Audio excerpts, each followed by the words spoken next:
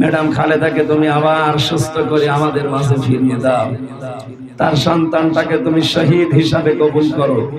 তার স্বামীকে তুমি শহীদ জিয়া হিসাবে সারা পৃথিবীতে পরিচিত করে দিয়েছো, তাকেও তুমি শাহাদাতের মর্যাদা দান করো। রব্বুল আলামিন জাহিদ ভাইয়ের মাধ্যমে আমরা এসেছি। তোমার ফয়সাল ভাই, ফয়সাল বান্দা সহ যত মানুষ এখানে মাহফিলের খেদমত করেছে, যার যতটুকু সামর্থ্য সে কাজে লাগিয়েছে, তোমার রহমত তার দিকে এগিয়ে দাও। মাদেরকে তুমি খাদিজাতুল কুবরার মতো বানিয়ে দাও। আগামীতে অনুষ্ঠানটা আরো বড় করে কোরআনের সারে মঞ্জুর করে নিও।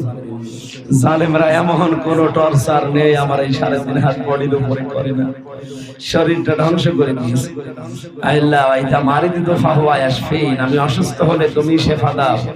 তোমাকে আমি আবার বলছি আমার শরীরটা কণ্ঠটা ভিক্ষা দাও।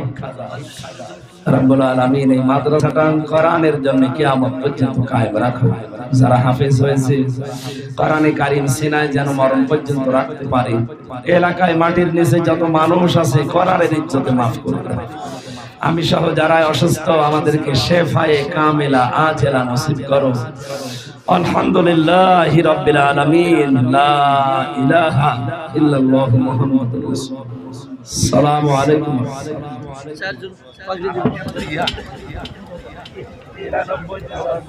কি কয় এটা